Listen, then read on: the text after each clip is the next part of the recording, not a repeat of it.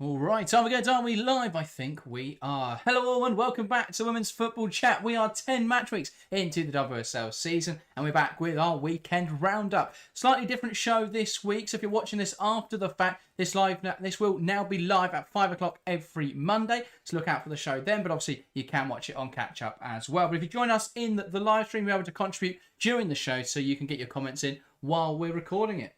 Harry, 10 match weeks down, this probably the most important one so far. A very enjoyable weekend of WSL action. Yeah, very much so. As you say, I think the match weeks have been getting a lot more tense as we've got towards this middle period. And, you know, we're only a couple game weeks from the winter break. This was always going to be a big one. We're only one off the halfway point. And with the results that we end up coming out of the match week, it has massive consequences. A big weekend for the WSL, the destination of the title, the destination of or the result of whoever's getting relegated. So yeah, a massive weekend of WSL action that may have really painted the second half of the season and how that's all going to play out. Yeah, absolutely. And where else to start? Well, thank you firstly to Shao and Phil. Welcome to the stream. But where else to start today's show, Harry, than with Chelsea 0-1 Everton. Let's get the graphic up on screen because what a dramatic result. What an unexpected result. Chelsea's first loss in the league under Sonia Bonpastor. A 34 league unbeaten streak is broken. And I think it's an interesting one because obviously the performances haven't all been there this season for Chelsea. I think there has been this growing frustration around the champions and the performances. And it felt like eventually this loss was going to come. But I actually didn't feel that in the game on Sunday, that was Chelsea's worst performance of the season so far? Yeah, definitely. I think Chelsea have had some worse performances this season. I think even last season there were some dodgy ones. It has been a characteristic of Chelsea, even not even under Bonpastor, just as a football club under Hayes and you know whoever else, that Chelsea, even when they're not their best, they find a way to win. And as you say, so far under Bonpastor, that had been true. Every time Chelsea had been under the pump, they'd found a way, even when they weren't at their best. Chelsea had found a way to win, a way to get 3 points on the board. At the very least, they found a way to rescue something from the match. And there's been games this season where I think we've sat here and thought Chelsea are going to lose this game, and out of nowhere they pull it back. It felt like in this game yesterday that Chelsea, we sit there going Chelsea are going to win this game, and then they didn't find a way. So it's really interesting how sometimes you can play when you're playing at your worst that Chelsea managed to get the result, but when you are, of course it wasn't brilliant, but it wasn't as bad as Chelsea have been at times this season. So yeah, it will be frustrating, of course. I think to go 585 days or something like that unbeaten in the league is absolutely incredible. But the fact that is now ended is I think says something about the performances at the moment for Chelsea over the last couple of weeks. Yeah, I mean, I thought the performance a few weeks ago against Liverpool was a much worse performance. I think the distinctive difference for me between that game and this game is that this felt like a performance where it was going to come eventually. The Liverpool game, I never thought it was. Yeah. After Liverpool had equalised, Chelsea had 2 chances in that first half, which was the Thompson goal and a near miss from Macario. And nothing really happened in the second half. But I felt in this game that goal was inevitable and it just didn't quite come. And I do think Chelsea have lost a little bit of that sense of inevitability where before the performance wouldn't really matter because eventually the result would come. But I thought in the game against Everton, that goal was still going to come. I thought that was still going to happen. So I wasn't too concerned by the performance in general, because I thought for large parts of the game, Chelsea dictated the tempo, dominated the ball. I thought they created a lot more chances. I mean, 30 shots in a game of football is ridiculous. To only put 6 on target is perhaps even more absurd. And I think that will be a big focus. So I'm going to do a video properly looking at Chelsea on Wednesday, so look out for that. I was going to do Man City this week, but we've got to do Chelsea with the loss coming. So I'm going to look more at what's going wrong. But for me, the biggest takeaway is that at the moment, Chelsea just aren't finishing very well. 30 shots, 6 on target is quite frankly awful. 1.5 XG. It's not the highest generated, but you'd expect players of the quality of that Chelsea front line to score with those chances created. And they didn't really give Everton anything. 79% of the ball, and Everton scored early in the game on a counter-attack. I think for me, this is the other big difference, is that because Chelsea are missing a lot of chances, the game state doesn't shift. And so that gives Everton something to fight for, and it's why they have been... It's why Chelsea have struggled this season, because teams get belief. Before, Chelsea would get a goal early, and then it becomes a lot easier because the team loses that belief.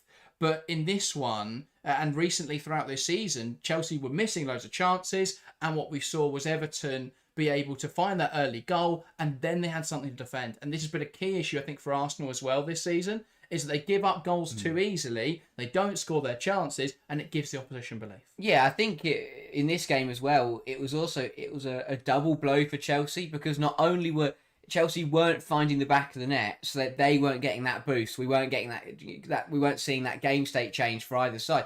But it was a double blow, because in the way that Everton was stopping that goal going in, it was a massive boost for them. Goal line clearances, as a defender, as a unit, that gets you right up, because it gets you in the game. It's a massive moment. Your goalkeeper makes a big save. You're absolutely buzzing. I think that it's not only the fact that Chelsea failed to score, which obviously meant that they didn't have that belief and that boost and that energy and that kind of second wind to go again, but Everton were probably getting stronger and stronger with every chance Chelsea had. Every shot that went over the bar releases pressure off Everton. Every time Everton hooked it off the line or managed to scramble it clear, that's a massive boost to the back line. Every time Brosnan made a big save, that helps that back line to keep going for that next 5-10 minutes. And I think that it really hurt Chelsea not finding the back. I mean, to have a shot on average every 3 minutes in a football game, and for not a single one to go in the goal, just feels absolutely ridiculous. But Chelsea's lack of clinicality both hurt them in terms of that game state change, but also it massively helped Everton keep going and hold on. But also one statistical big chance created. That was it for Chelsea. I mean, I would argue there were 2 in the first half alone, so you can argue with those stats, but I thought the chance for Thompson, brilliant save from Courtney Brosnan to take pace off of it. I mean, she probably would have wanted to do better in terms of tipping it around the post, but she took the pace off it, and that stopped it going in, because Everton were able to scramble back. There's a chance for Macario as well in the first half. At the end of the game, there were so many that just like whistled past the post or hit the crossbar, or, well, as you say, were cleared off the line.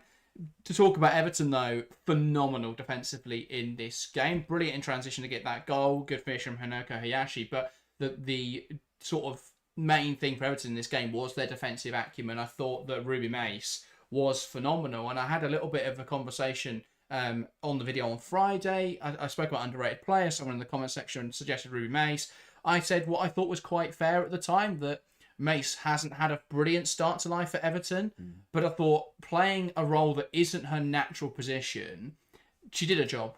She really did a job on Sunday. I thought she was aerially dominant. I thought she was excellent in terms of those blocks, getting in front of shots, shutting down Aggie Beaver-Jones as quickly as possible. I think that was what was really important, was the intensity for Everton. They never really stopped. When we'll get on to some of the other games of the game week, of course, as we go through this show, but what was so apparent in other games was you take a Leicester, you take a West Ham, and you look at their defending for the goals, and they stop. And I think that was, I mean, even United conceding to West Ham, as we'll get to, really poor defensively, but Everton never did. They kept pressing Chelsea with intensity, with aggression, and that's what ultimately made the difference, because Chelsea didn't have the time to get shots away. Chelsea didn't have the time to get a perfect shot away. And that was so important. Courtney Brosnan, excellent as always, Harry. I thought Tasha Dowie was slightly hyperbolic in her comments, but broadly right that Brosnan was phenomenal. Yeah, again, it's a characteristic of an Everton performance. If Everton get a result, it usually means that Courtney Brosnan's had a good game, and again came up with some some big saves and organised that back line well, and it's exactly what you need as a defence. When you're a side like Everton, when you are in that bottom half and you're travelling to the reigning champions, you're travelling to one of the best sides in the world, you know you're going to concede shots. You know that your goalkeeper is going to have something to do. So for Everton to have a goalkeeper in Brosnan who they know they can rely on to make those big saves when they need them, the amount of times we see the smaller teams in the table where they slip up, they'll fight well against a big side, but once that bigger side gets a shot on target, if the goalkeeper isn't up to the standard, it will go in and that completely lose. They lose all their progress and they go on to lose the match. But to have a goalkeeper like Brosnan for Everton is absolutely crucial, because you know that those Chelsea attackers are going to test her. You know they're going to get shots away on goal, and yes, obviously they didn't have that many incredible chances, but they did still force her into some good saves. And I thought that it's a massive boost to the defender if you know you've got a goalkeeper behind you who is safe, is secure. And as much as it frustrated Chelsea fans, I thought Brosnan also got the time wasting and the mind games absolutely spot on. I think Everton as a whole nailed that. Brosnan went down on 2 occasions. I think Ruby Mace went down on 2 occasions. I do think something needs to be done to try, and I think it's a general problem with football, to try and curb players going down and feigning injury. For me, I think to an extent I like the fact that managers can talk to players, and so it's a bit of a difficult one, because if you're the manager, you want that opportunity. So I understand that, but perhaps bring in something where if there's an injury, players can't go over to the dugouts, because I think that would bring down time wasting for the purpose of being able to talk to talk to the manager. So I think that's the only way you can really solve it. But it then blurs the line between being able to have those tactical discussions. Actually, sometimes those tactical discussions are really important. Would Everton have won this game without them? I don't think so. I think eventually they would have been worn down. But actually having that 3 minutes of rest, having that a minute or so where your manager can just sort of reinforce those points, reinforce what to work on, and where the threat is coming from, that probably made a big difference. So I thought Everton used that massively. But Chelsea had those same tactical breaks, and nothing ingenious came of it. So you could make the argument that Chelsea should have done more with those opportunities as well. So yeah, I thought Everton nailed that sort of time wasting, game management aspect of it absolutely. Now, my favourite part of being able to do this live is that we can talk to the chat live, and Phil make a comment on No Brighton Cuthbert, saying that the type of players who have an effect on the players around them, the rare type of players, are invaluable. What do you think about the psychological aspect? We've spoken a lot this season about Bright perhaps not being at the level, especially physically and technically, but the psychological aspect of not having Bright in the starting 11, obviously no Cuthbert as well. That's 2 huge leaders for Chelsea. Sam Kerr didn't start either. Is that to blame? Does that have a part to play in it, or do you not think that was too important? I don't know. I think it does play a part. I think you always want to have your captain involved. They lead by example usually, and even if they aren't playing well, they can still steer people in the right direction. Still have that bit of organisation in there. And I think the other thing that, of course, Bright and Cuthbert is a bit of steel about them. You mentioned Everton being relentless and ruthless and being strong and assertive, and no one in a Chelsea shirt rose to that. No one decided to match that. I can tell you right now, if Erin Cuthbert was on that pitch, she would have got stuck in, got involved, and Chelsea would have turned the ball over a lot more. But instead, it was Chelsea the ones who were losing it, because players like Mace were getting stuck in and getting involved. Claire Wheeler was another one I thought absolutely everywhere, chasing balls down and winning the ball off people. Chelsea didn't rise that physicality, and I think that with having someone like a Bright, especially a Cuthbert in the midfield, but you've got 2 players there who physically, they're physically imposing. They'll get involved. They'll step onto players, be aggressive, and yes, that's caught Bright out a couple of times this season, but it's the kind of thing you need in a very physical encounter. Chelsea just never found that level of physicality. It just felt the intensity wasn't there. I think that Erin Cuthbert is a massive part of why that wasn't happening. Look at the Aston Villa game away from home earlier in the season for Chelsea. A really poor first half from Chelsea, level at 1-1. Erin Cuthbert comes on, and suddenly Chelsea, they're moving the ball 5 times quicker, they're winning the ball back more often, and they look like a completely different team. So yeah, I think the lack of Cuthbert was a huge miss for Chelsea, but of course that shouldn't be an excuse for losing a game because you're missing one player. Yeah, Jackie says Chelsea feels like they're built to play on the break and can't unlock a low block. But I think this is a forced issue for Chelsea, in my opinion. I think from a lot of the analysis I've been doing is that what's quite odd is I think Chelsea want to play a very possession-oriented style, which is okay, but the problem Chelsea have is they haven't had enough players who can sort of break down low blocks. You know, your Lauren James types. I mean, she came into this game and put some fantastic balls in the box that if someone gets on the end of would have been incredibly dangerous. I thought that she got the right sort of positioning, right sort of area, just was quite unlucky. I think the problem for Chelsea in this match in particular was a lack of width. And it was an odd choice of wide players because what you've got this season at the moment is that you've got two fullbacks. So last season you had a nice combination of Bronze and Baltimore. Baltimore would provide that attacking option, and you'd have Bronze in a much more conservative support type role. But this season you've got them both committing forwards. And initially I was quite worried about Chelsea's rest defence. But I actually think what it's created now is that Chelsea are so timid in terms of being countered on that neither of them really get forwards, neither Carpenter nor Baltimore. So for me, that combination just doesn't work. And it's a bit of an issue. I thought what we saw a lot of on Sunday was Baltimore on one side, either being too deep or way too narrow.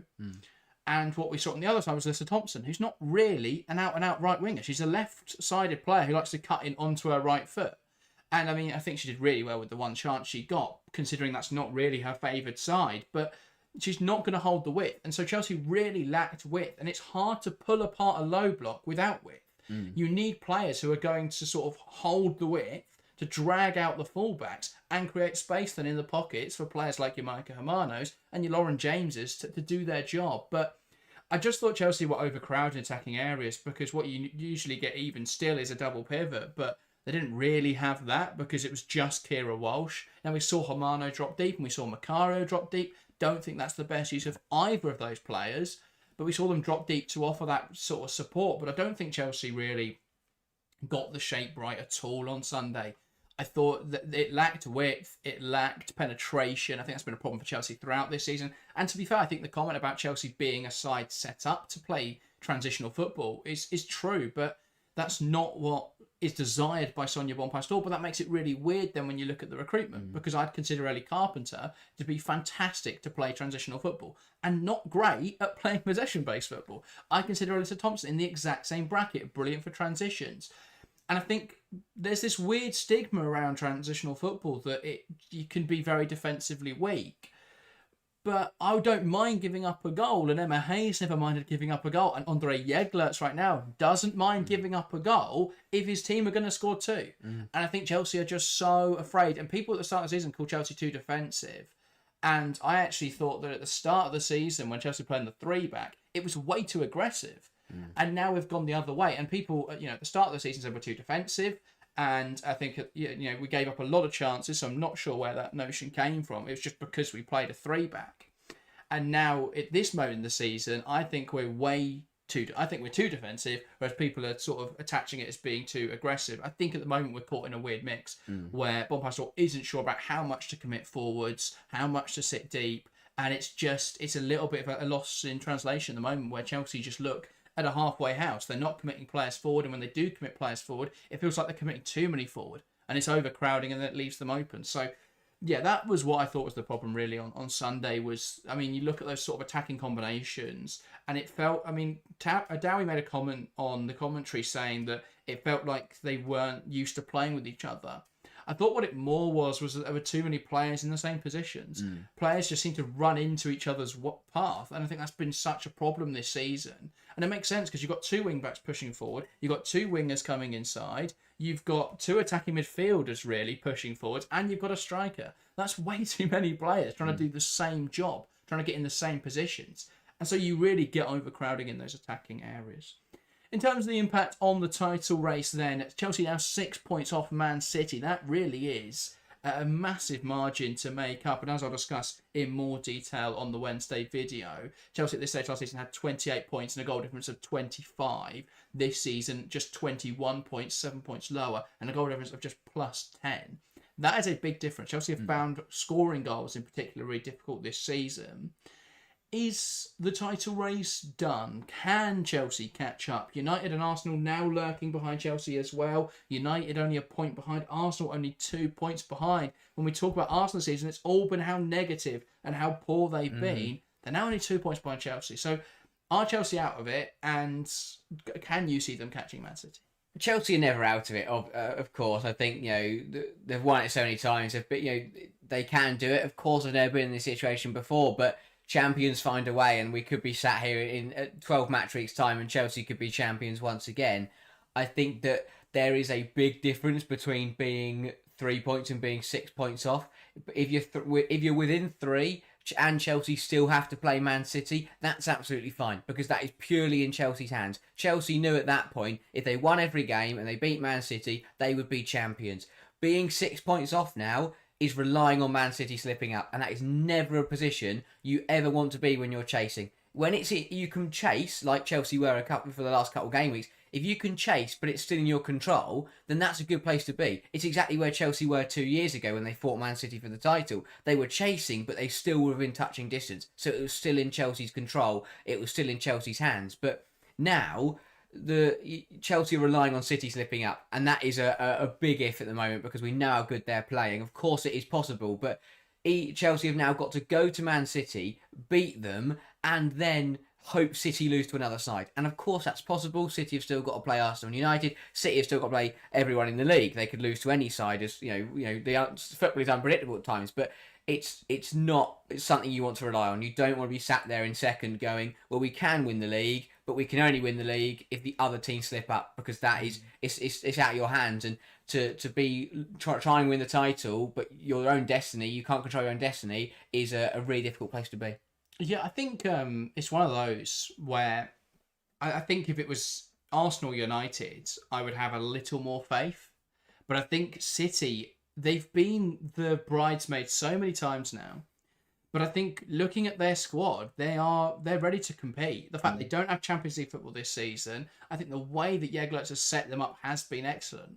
And it's interesting because 9 game weeks ago, the opening game week of the season, Chelsea beat Man City. And in that game, it was tight, but it looked like it was going to be another season. It looked like it would be a game that sort of personified the season, where it'd be another season where City looked promising, but Chelsea just edged them. But actually, in the game week since, we've seen City really mature as a side, and Chelsea have sort of crumbled in that same period. So it's been fascinating to watch. But I think City are only getting better with every week. And at the start of the season, I think City had huge problems in terms of being easy to transition on. And I do still think they give up too many big opportunities. But actually, their expected goals against is the lowest in the league this season of any team by a fair distant margin. I think it's 1.2 then to Arsenal, and then another 2 point something to Chelsea. So I think City at the moment look incredibly strong. I think when you're a side who not only on paper look, not only in sort of reality look good, but on data look good as well, that's a really nice combo. So I think City will be very difficult for Chelsea to catch. But we'll have to see. I mean, as you say, there is always Chelsea, the Chelsea effect, the fact they have won the league, what is it, 6 times in a row before this season. So there's always that feeling they could get back into it. But I think City look really strong at the moment. As for Everton, big victory for them. They jump up the table. They've opened up a gap now as well to the bottom 2. How important is that for Everton? Yeah, it's crucial. We know that it has not been easy for Everton this season, but they've got the quality, they've got the ability to get some real good results. They proved that yesterday. So, yeah, it's massive credit to them. It's huge for them. And with the way that West Ham and Liverpool are playing right now, I think they'll fancy themselves to be okay now. They're in a good position. I think Everton, they should be okay. They should be able to pick up points here and there. So I think this win now has really proved to me that they're not in any kind of danger, because Sorensen and his side still have that ability to get it right on the day. So yeah, a huge win for Everton. Massively helps them in the table and just puts more pressure onto the sides below them. Yeah, fair enough. I think Everton still have something to be worried about, but I think they'll be okay. I think in January, if they lose Kelly Gargo, they are in a huge amount of trouble. Yeah. And that is a very realistic possibility right now, because there is a lot of interest in Gargo. It all depends on how they replace it and how they respond. I think at the moment, though, they'll be okay, because I think Leicester and West Ham are really poor. I would include Liverpool in that, but I actually don't think Liverpool are that poor. I think eventually, they'll probably... I could see them getting a result against Villa this week, and then I think they'll beat West Ham on Sunday. So I think Liverpool will be okay. And speaking of Liverpool, away at the Emirates this week, Arsenal 2-1 Liverpool. Arsenal finding a way, really important gain of points. I think it was a game really of two halves. First half, Arsenal I thought were very typical of the rest of the season. Struggled to create chances, but in the second half they were a lot better. I thought they looked really good in terms of chance creation. Russo missed about 3 sitters, but they did turn it around in the end. Yeah, it felt very characteristic of Arsenal, that a bit more Eidevall Arsenal, where they did nothing for 45 minutes, and then in the second half they went and completely, they looked like a different team. But yeah, on another day it could have been much more comfortable. I think there will still be some frustrations with certain elements of how Arsenal played and how this result ended up coming about. But at the end of the day, it's a big 3 points. It's a 3-point gain on Chelsea, and it's a huge win. So they did well to turn it around, or not to turn it around, but to bring the 3 points home. I think that it's the kind of game that maybe a few weeks ago Arsenal wouldn't have found a way, or even last season they wouldn't have found a way. So for Blackstenius to come on and get that winner is absolutely huge. But yeah, a big win for Arsenal at the Emirates. It wasn't pretty at times, but they got the job done. And again, it's what we speak about. It's that champions material. It's that league title winning mentality of finding a way, even when things don't go your way in the first 45 minutes, going out in the second half, rectifying your mistakes, and they did well to hold off a Liverpool side who weren't brilliant, but they did enough to make it difficult for Arsenal at some points. Yeah, I think that's very generous. I don't think Liverpool were particularly good in this game. I think it's interesting because Liverpool in the first half were fine. I think they shut out Arsenal quite effectively, but in the second half, what was really interesting was one substitution made by Arsenal, and that was to bring on Sina Blackstenius. I think she's the only sub they've got that actually changed anything about the way they play. I thought the rest were all very like for like. In fact, I thought that bringing off Hines for McCabe was pointless. I thought Hines had a much better game than McCabe. I didn't really understand that one. A lot of the other subs were sort of sideways moves. You see Mead off for Ford. You see it was Cooney Cross off for Little as well. I thought those didn't have a massive impact, but what Stina Blackstenius gives you is a completely different dynamic to their attack. And what she did really effectively was stretch the Liverpool backline, make the pitch a lot longer. And what Liverpool did really strangely to respond to that was push their line up really high. And this worked for most of the second half because they were able to rule Blackstenius offside quite consistently. But then it did result in that goal for Sina Blackstenius, where she gets in behind and gets that opportunity. Yeah, it feels like the textbook Blackstenius goal. Times to find, managed to get the run on side, and yes, it's a decent finish. It was a bit of a mess from Liverpool defensively, and I think that of course didn't help. But fake Herbie seemed to forget where her goal line was. Yeah, just seemed to lose her positioning, and Blackstenius does well to find the back of the net. I think that, as you say, it's very risky. So you're drawing away at the Emirates, and to push your line up, as you say, it's not necessarily the wrong thing to do. But when you are that weaker opposition, it's a big risk to play against a striker who loves to get in behind, and it was always going to come. It was always going to hurt Liverpool at some point. It just happened to do it in the 88th minute, which I think makes the result look a little harsher. But it was one of those where it was probably coming for a large majority of that second 45 minutes. But once again, it feels like, the story of the season, Stina Blackstenius coming up with big goals to get Arsenal across the line, to turn 1 point into 3, to turn 0 into 1. I think Blackstenius has been a really big part of some really good results for Arsenal. I mean, obviously this game, I thought the Leicester game was an absolute masterclass from Blackstenius. But yeah, there's been some fixtures this season where Blackstenius has kind of been the catalyst to Arsenal going on to win the match. Yeah, absolutely. I mean, obviously, she was benched for this game, which I thought was quite an interesting decision because, as you say there, I think she's been really important for them this season. I think, though, she is so important as an impact player because Arsenal want to play this possession-oriented, very tippy-tappy type of football.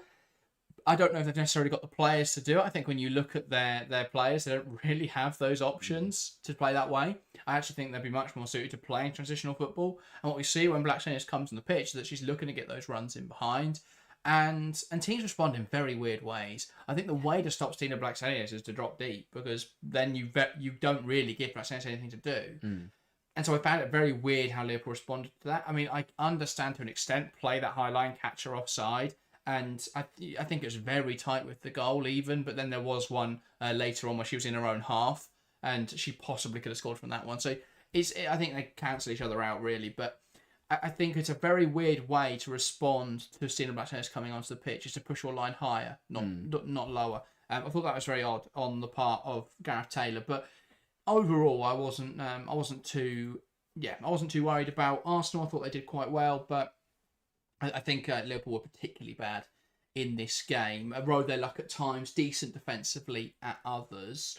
When did Liverpool hit the panic button? 2 points so far this season.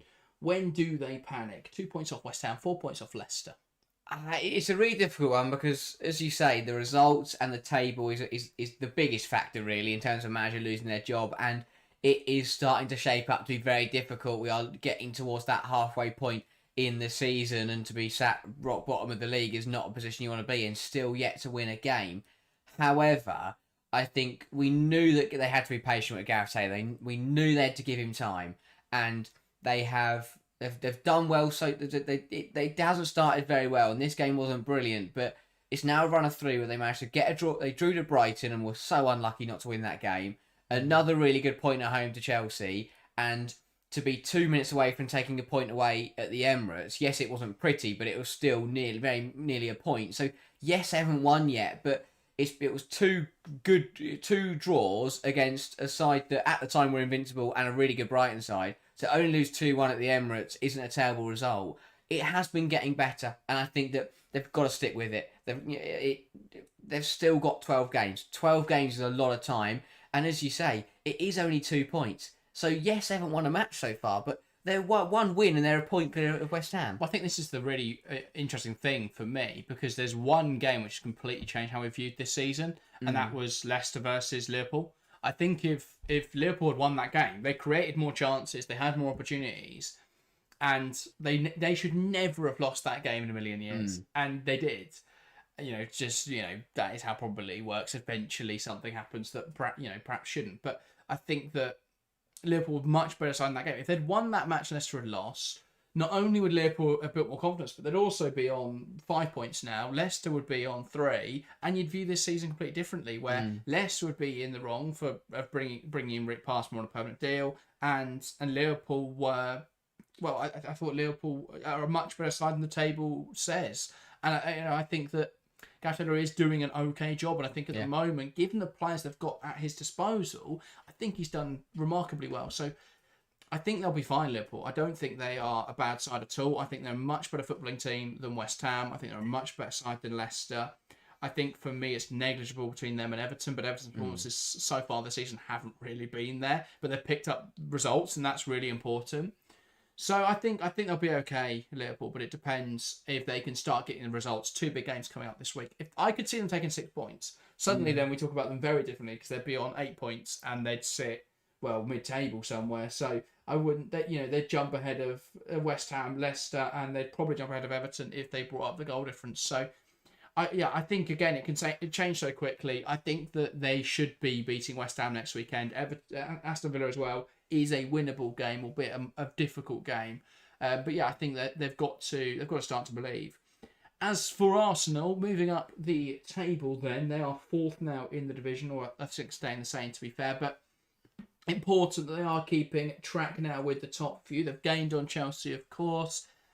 Champions League qualification chances now then looks a lot more realistic that Arsenal could get into the Champions League. Yeah, absolutely. I think that despite a slow start, they've found a bit of consistency, while United and Chelsea are starting to stutter a little bit, and they're right bang on in that battle now. There was a point in this season where they looked to be out of it already, but it just shows how quickly football can change, and with United and Chelsea having a few dodgy results over the last couple of weeks has allowed Arsenal to kind of reel them back in. So it does look like the Arsenal have caught right back up. I think 2nd place is exactly where they need to be aiming.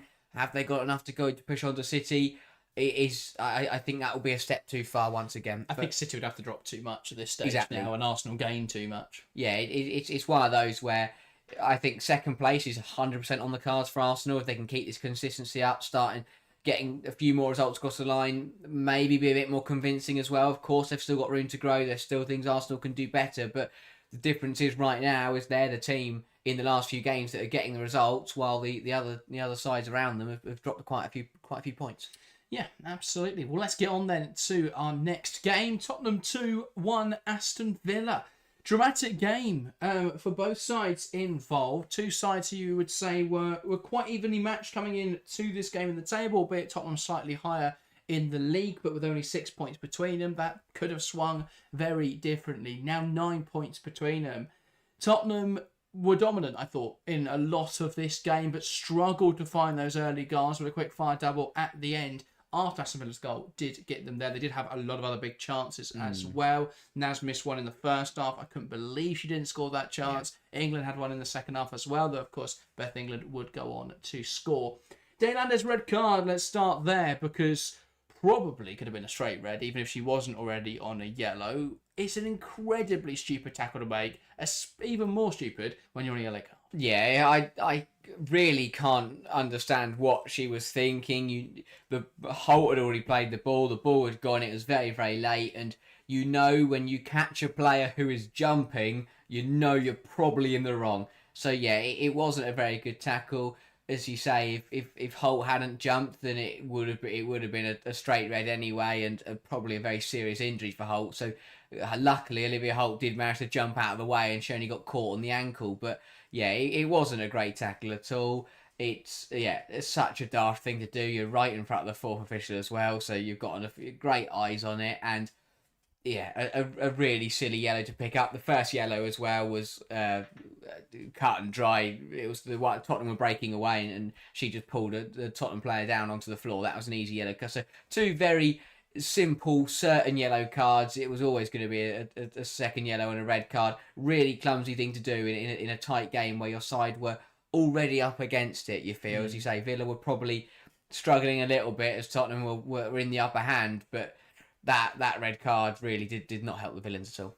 No, but they did well to fight back after that. Just Naz, horrible looking injury as well. It's even more gutting because it feels that Just Naz burst onto the scene and then she picked up a horrible injury and then she's been building her way back up. And I think this season under Martin Ho, the performances have still been patchy, but she's been building in a little bit more consistency, albeit, granted, the goals, the contributions haven't really been there. But I think that she was starting to build consistency, starting to build belief back into a game, and now it looks like it'll probably be the end of the season with an injury like that. It looked like an ACL, obviously. We're not sure at this stage. Could just be a slightly less serious injury, which, of course, we hope for Naz's sake that it is. But yeah, I think whatever it is, Tottenham are going to have to bring in a right winger now in January. So yeah, I think it'll be, it's obviously horrible to see for Jess Naz. Hopefully it'll be a speedy recovery. As for the game, Hansen's first goal then, it was a moment waiting to happen. We seemed to get the beta version of the goal a few moments earlier where Hansen didn't quite come up with the finish. But once again, they got in behind Aston Villa. Not sure what Molly Bartrip was trying to do. Just couldn't keep up. And I think, Koga was a huge loss in this game. And Hansen did well and capitalised fully on that defensive lapse. Absolutely. I think I said it to you when the Lions came out and I saw that right side of Tottenham's defence being Bartram and Neville, and you knew they were going to be in trouble, and that's exactly where Villa's goal came. But it would have been a real sense of deja vu as a defender. When Hansen gets in behind you that first time and puts the chance wide, you've then got to anticipate that. So when you've got to be looking up the pitch, where you expect that long ball to happen again, be on your toes, be ready to turn and go if that ball gets played in behind again. And she just was not ready at all. And while Hansen's running away, I don't think Bartra ever got up to speed because she was still turning around and trying to catch up. So, yeah, and then Hansen did take a bit of a poor touch, which nearly let Bartra back in. But, yeah, just didn't seem to react. And even with the prior warning, you've got to be ready for that. You've got to be aware that's going to happen. But yeah, switched off a little bit there. And Kirsty Hansen does what she does best. Seems to never the star, never putting up incredible numbers, but always consistently delivering. Is Kirsty Hansen for Aston Villa. She's the only player that can score this season for Aston Villa. The amount of chances they've missed between Mullet and Salmon and Grant. Hansen's the only one that's been fairly reliable in front of goal this season. I think that's her fourth now of the season is indeed. She's the only player that's overperforming her expected goals. So, I think she's been so crucial to the Aston Villa team in terms of being someone who can actually find goals in moments and get, we thought this was going to be a winner. Obviously, Villa completely fell apart after this moment, but it looked like a really important goal. And yeah, Hansen's been the player to step up when I think they've massively missed Gabby Nunes this season.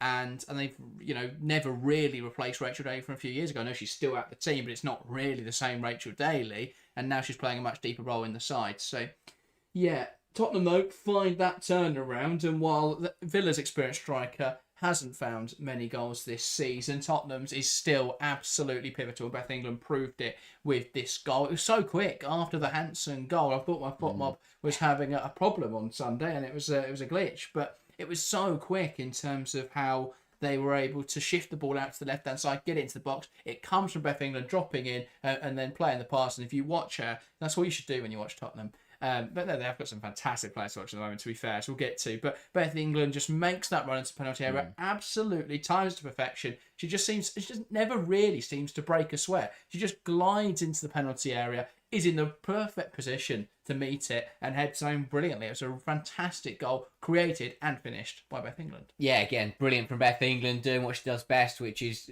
a bit of everything, and then having that class and that finishing touch at the end of it. It's a good header across the goal into the far corner. Nothing really D'Angelo should have done about it. Aston Villa switched off massively. I mean, I think this last 10 minutes of the game completely summed up Villa's season. 1 minute they were going to have a huge result away from home with only 10 players on the pitch. They'd win the game 1-0, and then 50 seconds later they were drawing 1-1 and were back under pressure again. But really poor, switched off from the kick-off, and then no one has followed Beth England. And then once she arrives in the box, no one picks her up. So, got to communicate there. One of the midfielders has got to follow her, and then as she gets into the box, they've got to be screaming at one of the centre halves to get tight to her and to make sure they notice her. But she just drifts in front of the two centre halves, flicks it over their heads, flicks it into the corner, and yeah, it's a really good piece of play from England. But Villa had to do much better there, and that response immediately from Tottenham meant they could kick on and go and win the game. So yeah, really crucial that England found that goal. Yeah, to be fair to Villa though, this is like the only game this season they've deserved to lose. That is they true. have had so many games this season where they should have won and they've lost it. This would have been the exact opposite, and then it all, of course, fell apart right at the death. A really important goal, and I think this is showing Tottenham to be almost nailed on 5th place now, because I don't think they're quite good enough. I mean, we shouldn't write them off because they are only 2 points off Chelsea now, which is insane. Imagine telling anyone that in the summer.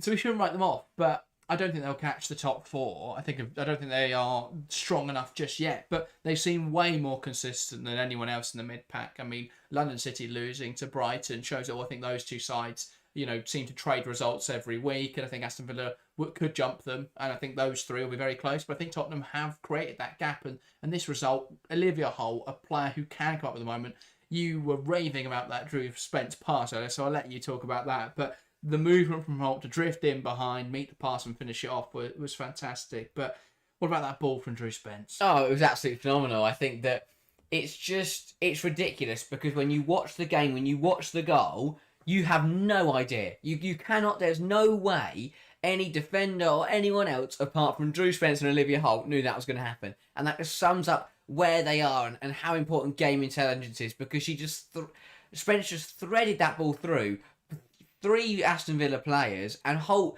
has just managed to pick up on it perfectly. The run was absolutely brilliant, as you say. You always need, a great pass always needs a phenomenal run, and that's exactly what Spence had with Holt there. But it's a brilliant ball. It was weighted perfectly. It cut straight through 2 lines of Villa pressure, and it was. I mean, Spence, she looked like she was going to lose the ball, and then just managed to reverse it round the corner, as I said, in between the defenders, and Holt gets on the end of it, and it's a really, it's a tidy finish from Holt. But again, this is what I love about this Tottenham side. They've got such a perfect mix of players like Holt and players like Wimberg and Koga, young, up-and-coming, talented players that could be world beaters in the future.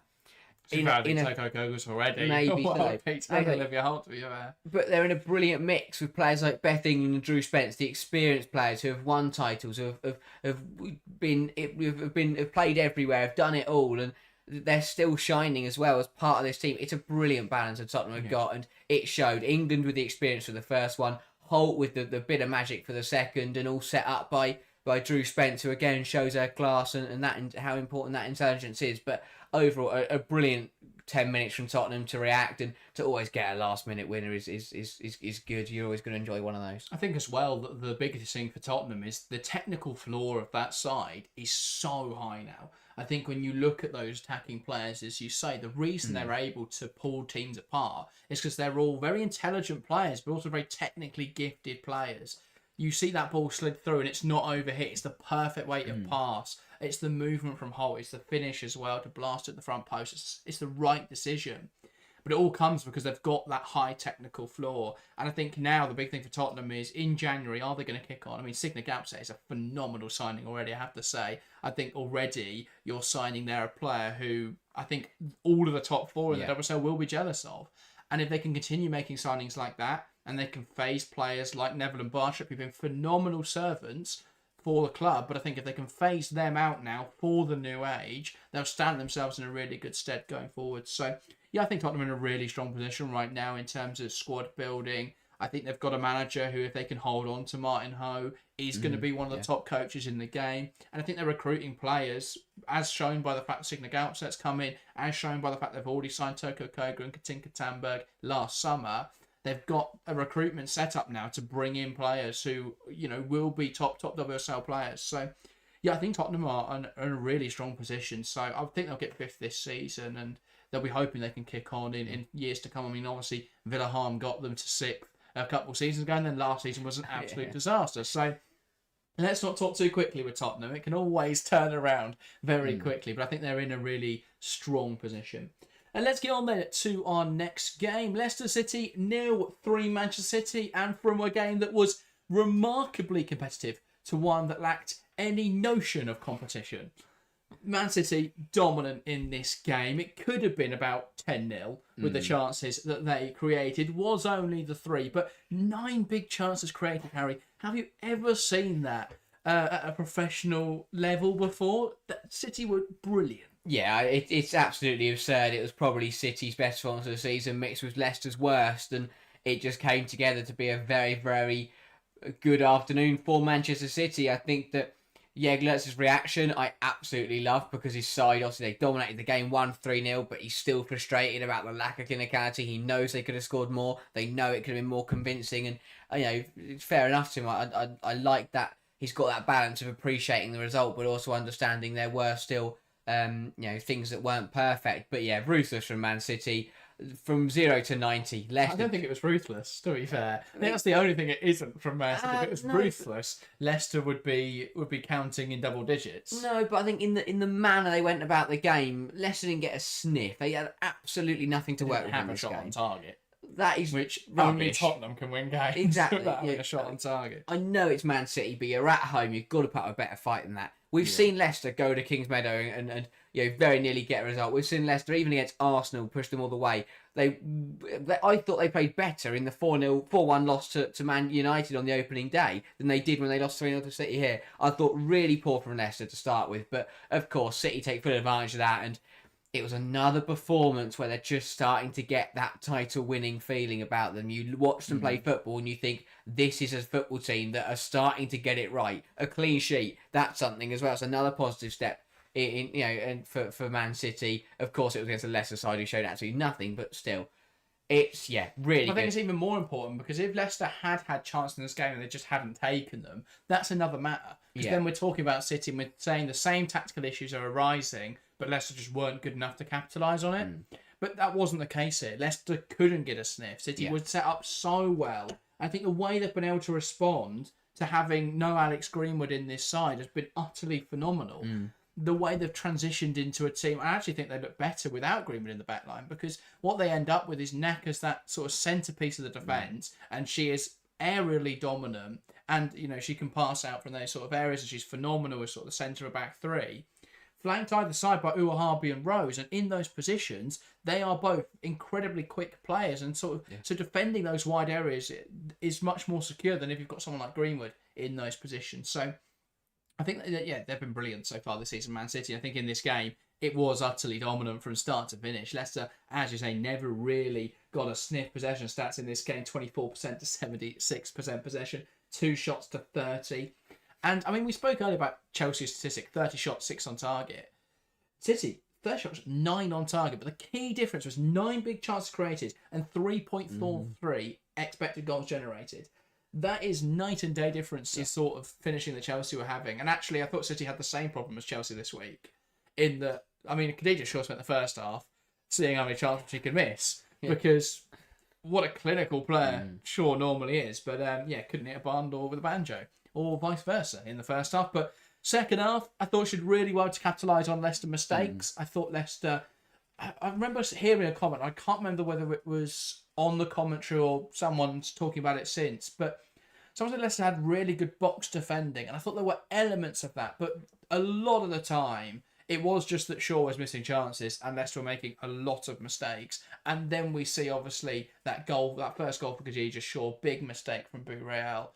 I thought, Leipzig was a little bit lost at any chance of saving that one. I thought she could have done better with the second. In fact, I think everyone from Leicester could have done better with the second. There was a penalty shout before that, though. Should it have been a penalty, Harry? I think it was a penalty. It's one of those where, obviously, in the grand scheme of things, it doesn't matter. And if it had been given, then suddenly they don't get the corner. So it's not like City would have gained a goal or anything from it. So City would rather have a corner. They are so good at corners. It might as well be a penalty. That is very true. But yeah, the referee even put the whistle to her mouth and then decided against it. So I think that probably tells you all you need to know, that it was a contentious one.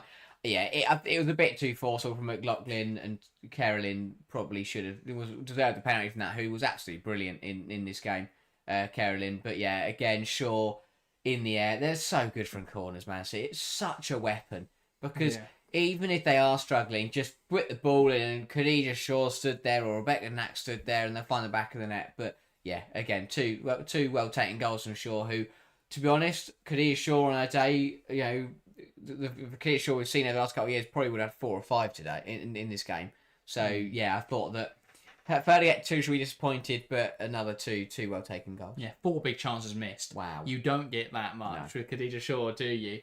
She could have easily had 6 goals by that metric. So yeah, frightening stuff that City are able to platform her in such a way. Carolyn adding as well a goal. Good to see her back in the side, back amongst the goals. And I think this is the thing for City now, is they've got those options off the bench. Passmore's post-match comments I found very interesting, in that I thought we gave a good account of ourselves, and that 3-0 was a little bit harsh. And I thought, if I was Rick Passmore, I'd take 3-0, because I thought that was incredibly kind, given how many chances he had. But one of his other comments saying, City just had more off the bench, and that was key. I think that, to an extent, was true. I think, being able to bring on players like Carolyn does make such a difference in a title fight. So I think that will help them out massively, City. I think, again, the issues are they don't have enough rotation in defence and midfield. I think they've got enough attackers now to compete for the title. They could probably do with another striker, because I don't think they've really got another natural striker. Of course, Viviana Miedema, though, can play there. So yeah, I think City's attack is set up to win the title. The question will be, if they were to get a defensive injury, especially someone like Kirsten Kasperai, who is so important, how could they deal with something like that? Or Yui Hasegawa. We've never seen Man City play without Yui Hasegawa. So how would it operate? We don't know.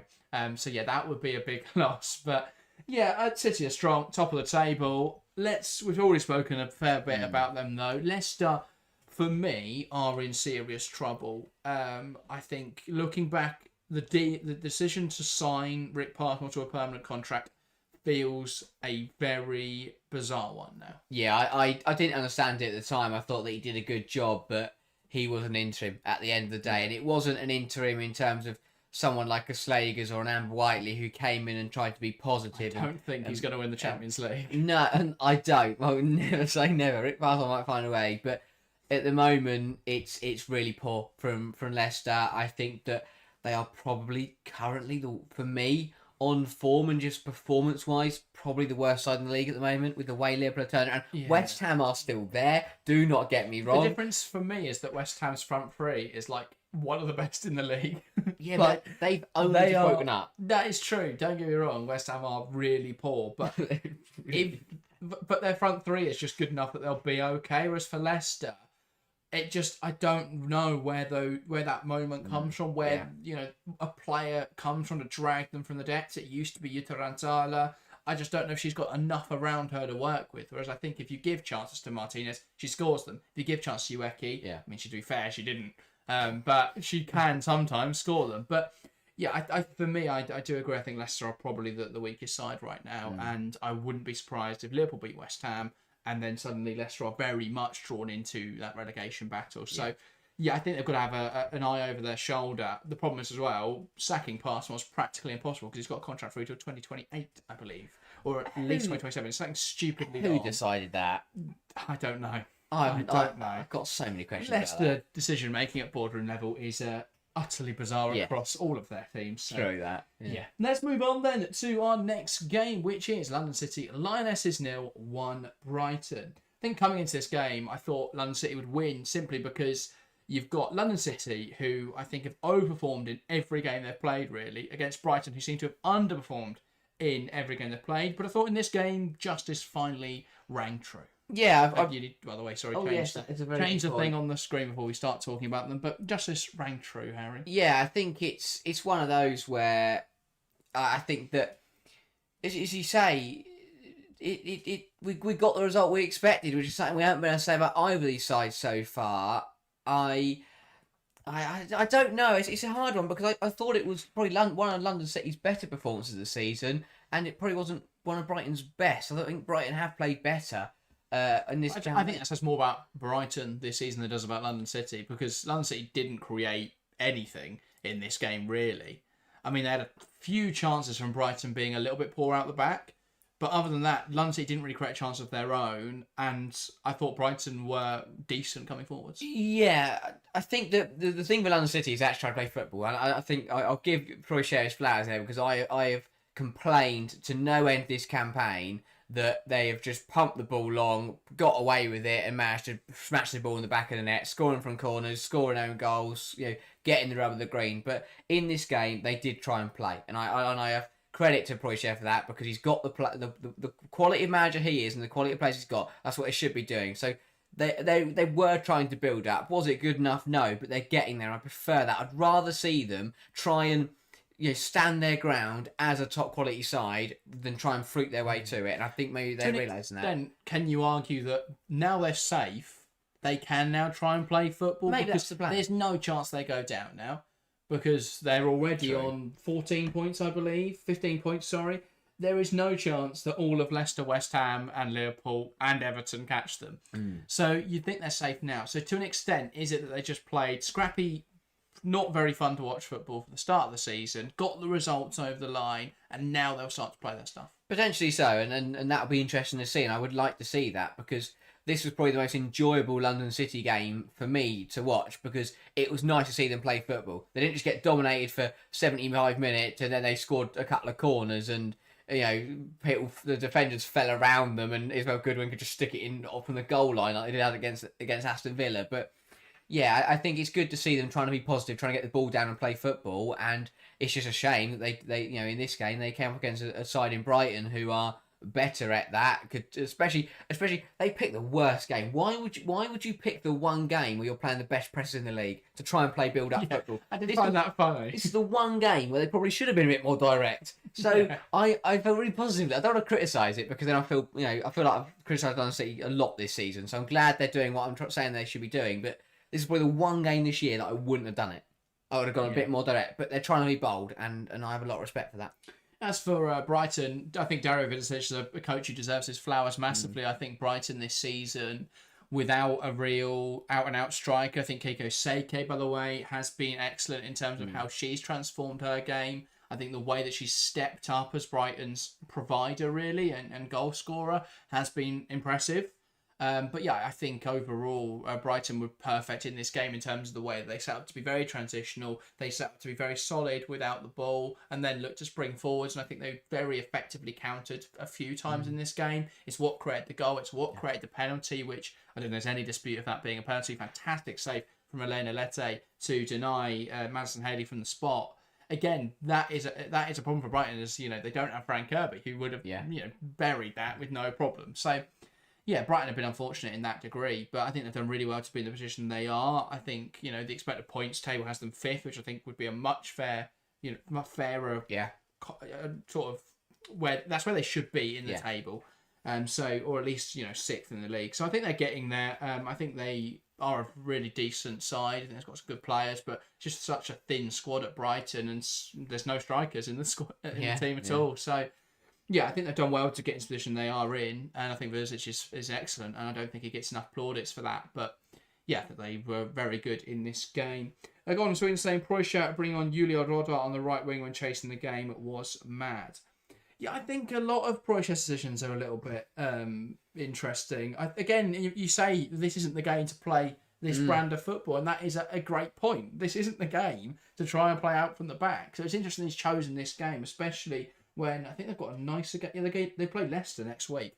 That's when you play out from the back. Yeah, they just stand on their goal line and wait for you. So play out. You've got ages to do it. So yeah, I think a few decisions this season have been interesting from Jocelyn Preußert. But yeah, it'd be interesting to see how they progress. I think London City is a project with so much potential. I just feel that they could be doing more to realise that in the short term. Yeah. I think longer term they'll spend loads of money. I wouldn't be surprised if they did somehow sign Trinity Rodman in January, because I think that is the sort of signing that they would be able to attract, where she is that superstar level. But can anyone actually afford her apart from London City that would want her? So yeah, I think it's going to be interesting to see where she goes. That's a topic for another day. But yeah, I think it'd be really interesting to see how London City end up this season.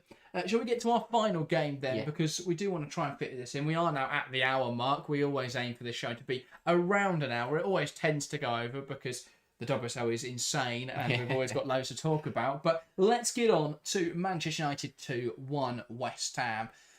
Man United dominant, really. One lapse in the game, and West Ham capitalised fully on that. But outside of that, I thought United controlled this well. Yeah, it was very cut and dry. I think it was probably the most predictable and kind of played out in exactly the way we expected it to. Man United, the better side. And as you say, United slip up, West Ham punish, as you'd expect, because they've got a good front line. United, though, got back on track and managed to win the game, which is what we expected. But yeah, as you say, a mad weekend that I thought United did very, very well. Again, it's another characteristic, and it's another topic. It's another thing to get onto will be that the results coming out of the international break for United, Arsenal, and Chelsea all not convincing. United and Arsenal having to, just get by against the two bottom sides in the league, and Chelsea obviously losing to Everton. It will be a cause for concern in terms of that fitness and that fatigue and that fixture congestion. It's one of those where I'd look at sort of the 2-week break, and I would say it's weird that they do it that way round. Why not do it the other way round, where you have the international break first and then the League Cup weekend after the international break, to give the sides that aren't in the League Cup but will have played loads of international football and do play Champions League as well, a little bit more rest. Instead, you give them that week off before, but they only really get 9 days before they play again, between the Champions League game and the first international. Yeah. And they only get 4 days before they're travelling to join up their side. So, yeah, I think it's an interesting one. Obviously, international football, I wish we had less breaks. I think they are moving to... next year's mental because we've got, obviously, the WAFCON and the Asian Games. I don't think it's called the Asian Games, but I think it should be. But we've got 2 international tournaments they're both in March. We've got some big international breaks as well. I think they're going for the extended, rather than having 2 different international breaks, just one long one, which will be interesting to see the impact of that next November. But yeah, we are now out of international break season into 2 weeks, and then it's winter break season. So yeah, it's very stop-start, this period of the WSL, which I don't like. But I don't think that helps for teams like United, who were really consistent in the first few games, where you play a game every weekend, and then they started in the Champions League as soon as those Champions League games came in, and then the international games, where key players like Letizia now is playing 180 minutes across an international break. That's when we've seen things fall apart for United, and they look really fatigued, even in this game, where I thought they were back to a much better version of themselves. I still don't think they were back to their best. They look really fatigued and tired, I thought. Yeah, exactly that. I think that it's what we kind of associate United to be. They like to impose themselves on teams. They like to be aggressive. They like to be assertive. Skinner likes to let teams know he's there. It's just the one cat, and likes to let 4 officials know he's there as well. But I think he wants his side to be quite aggressive, and the opposition are going to get 10 minutes into the game and go, wow, we've got a contest on here. But it just felt a little bit flat in this game. I thought the goal summed it up perfectly. someone's got to be more assertive. Martinez shouldn't be allowed to do that. You've got to be stronger in there. You've got to be more aggressive. And it was just moments like that throughout the game where United didn't assert their dominance. They weren't aggressive. They didn't kind of have that same intensity that I expect to see from a skinny United side. They got the win, of course, and that is the main thing. That's what matters. They gain on Chelsea. They sit in third now. It's a good position to be in. But yeah, I thought it wasn't perfect from United. It wasn't pretty, but they got the job done, and it's just a win nonetheless through a couple of good goals. Yeah, absolutely. Getting back to winning ways, I think is quite important for Manchester United, and as they stay in the Champions League spots. As West Ham, another disappointing game. I think that Martinez's goal was well taken, albeit I think United could have done a lot more to stop it, as in go out and stop her just doing an overhead kick, and then when the ball is just sort of looping into your net, catch it and stop it going in. But it's another game where West Ham just looked so flat, and I think now we're getting to that point in the season where if Liverpool can get their act together and Leicester can keep just finding draws somehow, West Ham are going to be the team in trouble. So there's going to be, next Sunday's really important. If West Ham or Liverpool win, they're in a good spot. If they both draw, they're both still in a bad spot. And whoever loses, obviously, in a bad position. So, yeah, I think if West Ham are to lose that, it makes it all much tighter. Yeah. If West Ham win it, I think Gareth Taylor will likely lose his job. Yeah, that is true. I think West Ham are a bit like dummies in terms of a training session, where if you put 11 out on the field, there will be times where you get it wrong and you kick the ball into one of them, or you run into one of them and they stop you. So and that does work, and they can stop you at times, but there's other times where it just feels like they just stood there and you can just easily just move around them and win the game. And I felt like in this one, they drew level away at Man United. Where was the reaction?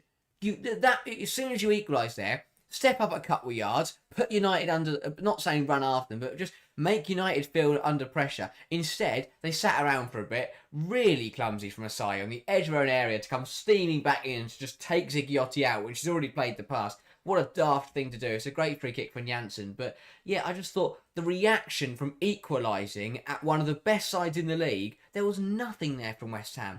I'm not saying they should go for the game, but if you step onto United at that point, put a bit of a squeeze on, make it difficult for them, that puts the pressure on United to then come back at you. Instead, United could just move the ball around, wait a bit, wait for Asai to do something really daft, and then watch Janssen step up and score a free kick. I think that's the thing. Both goals came from either clumsy or careless defending, where you've got players leaving in tackles they really shouldn't, and then players not doing anything for that first goal, where Anna Sandberg was allowed to sort of waltz down the left-hand side. Phil Morgan's got to be tighter, got to do a lot more there. And that ball crumbs across the box and there's no reaction. Shemik doesn't jump on it. Tiesiak doesn't jump in front of it and turn and touches it into an empty net at the back post. So, yeah, I think it's one of those where there seems to just be a lack of action, a lack of belief and desire from West Ham at the moment. So, yeah, I think it's going to be interesting. That relegation fight is hotting up. If Liverpool beat them on Sunday, it suddenly becomes really tight, because then we'd have Leicester 6, Liverpool 5, and West Ham 4. Of course, that is already writing off Leicester. They could beat London City,